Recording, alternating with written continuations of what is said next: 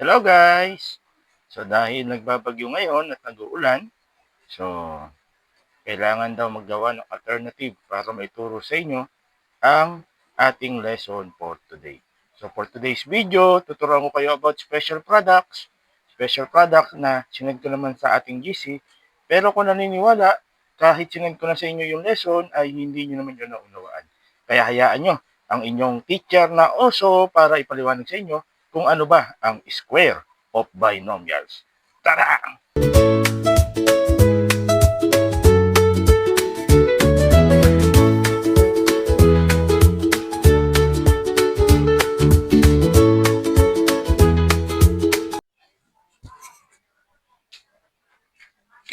Good morning mga grade 8 students. So like what I've said, ang topic natin para sa araw nito ay yung tinatawag nating special products. Special products, under it, we have the square of binomials. So last time, pinag-aralan natin yung dalawang method in multiplying two terms times two terms or binomial times binomial. Parehas lang din ito, okay? But dahil nga special sila, meron silang formula na pwedeng gamitin para mas mapadali yung ating pag-multiply. Okay? So without any further ado, bago pa lumakas ng tuluyan ng ulan, discuss na natin yung square of binomials multiplying special products. So in square binomials, we have two. Okay? Format. Yung isa is a plus b squared. Yung isa naman is a minus b squared. Okay?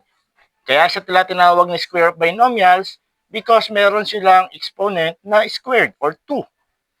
Okay, nasa second degree sila na pinag-in-expand natin yung kanilang exponential form na a plus b squared saka a minus b squared.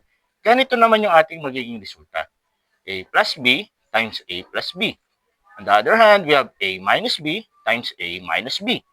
Okay? So, pagka pinag-multiply natin yan using FOIL method or SMILE method, ang mangyayari po is kakalabasan natin is itong tinatawag na nga nating formula for special products ng square of binomials.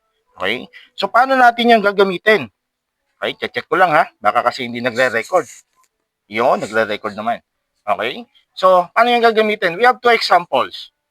X plus 5 squared, x, y minus 7 squared. Okay? So, punta muna tayo dito sa x plus 5 squared. Kung makita natin, yung pinakauna, siya yung x squared. It represents yung ating variable na a squared dito sa ating formula. Kasi siya yung first term. It's been the first term, una. Okay? Then, the second one, we have 2ab. 2ab. So, kaya nagkaroon tayo ng 2. Yung 2 dyan is constant. Hindi yan napapalitan, hindi yan nababago. Pag i-apply nyo itong formula. Okay? So, we have 2. Yung first term, x. Last term, 5. Ito yan, dito yung galing, x, 5. So, ibig sabihin, pwede nyo lagyan niya ng note na ito si A, ito si B. Okay? So, lagi ganon. In either form, A plus B squared or A minus B squared, si A yung naunang term, si B yung second term. Okay? So, kaya nagkaroon tayo ng 2AB, 2x times 5. Then, last term, B squared. Kaya nagkaroon tayo ng 5 squared, which defines as 5 times 5. Kaya pagka applying yung monomial times monomial, magkakaroon tayong x squared, x times x, x squared. Okay? Then, 2 times 5, we have 10. Just copy the variable x. So, baba lang, 10x. Then, the last term, 5 times 5, we're going to have 25. Okay? So, ang magiging pinaka sagot natin is x squared plus 10x plus 25. So, ito ay tinatawag nating perfect square trinomial. Ang perfect square trinomial po, ibig sabihin may square root yung ating last term, saka yung ating first term. Kaya siya tinawag na perfect square. At the same time, divisible by 2. Okay? Nung square root ng last term, yung gitna natin. Okay? So, as we go on, pagka kayo sa ating lesson, pag-aaralan natin yung factoring. Yung reverse method naman ng multiplying ng polynomials. So, ito yung sagot. X squared plus 10x plus 25. Paano naman ngayon pagka a minus b squared yung ating format? Pag A minus B squared naman, A minus B, A minus B. So, multiplying binomial times binomial. Ngayon, ano ang kaibahan na papansin nyo? Sa positive, A plus B squared, parehas positive yung middle term sa yung last term. While, pagka negative, negative yung middle term natin, while yung ating dulo, still positive. Yan lang kinaibahan ng formula, as you see. Okay? But the method is the same. For example, y minus 7 squared. Y minus 7 squared, ibig sabihin, ang A natin is y, ang B natin is 7. Take note pag ginamit nyo yung formula, hindi nyo kailangang isama yung ating operational sign na minus. Okay? Kasi gumamit kayo ng formula, hayaan nyo na lang yung minus sign dyan. Okay?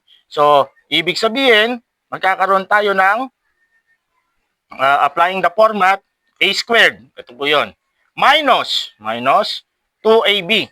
Kaya nagkaroon tayo ng 2ab or 2 times y times 7. Then, plus 7 squared plus b squared. Ito po yung b, yung 7. Okay? So, pag na-i-rewrite nyo na sa formula, now you can solve it. Y squared, y times y squared. Okay? 2 times 7, take note, may minus tayo rito. So, remain nyo lang yung minus. 2 times 7, ang sagot is 14. Kaya naging 14y kasi meron tayong variable na y. Then sa last term, we have 7 squared. Ibig sabihin, 7 times 7. 7 times 7, 49. Kaya naging pinakasagot natin na perfect square trinomial, y squared minus 14y plus 49. Okay? So, ibig sabihin, ito yung ating sagot. Ito na yung magiging pinakasagot natin. Okay? So, laging trinomial ang sagot. It depends upon doon sa ating given. Okay? So, bukas, pag walang pasok, pag-aaralan naman natin yung tinatawag na the product of sum and difference of binomials. So, bukas pa yon. Okay? Pero para mas ma-practice nyo itong square of binomials na special products, ay bibigyan kayo siya ng activity. Okay? So, activity na kung saan ang sagot nyo, isisend nyo sa akin pag may pasok na. Okay? So, mamaya, isisend ko sa GC yung ating mga kailangan yung sagutan. Don't worry, 5 items lamang yun. Okay? So, I hope naintindihan nyo at mas naunawaan nyo yung square of binomials. Okay? So, ingat, stay safe, at huwag na kayong magdala dahil may bagyo. Bye-bye!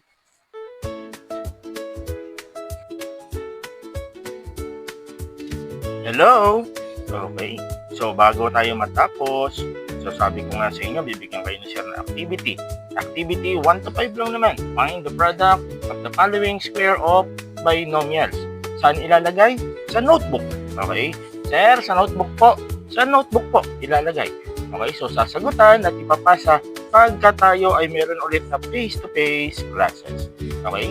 So, ibig sabihin, ito yung inyong sasagutan, x minus 11 squared, m plus 9 squared, xy plus 1 squared, e minus 15 squared, n squared plus 4 squared. Apply nyo lang yung tinuro sa inyo ni Sir kanina by applying formula.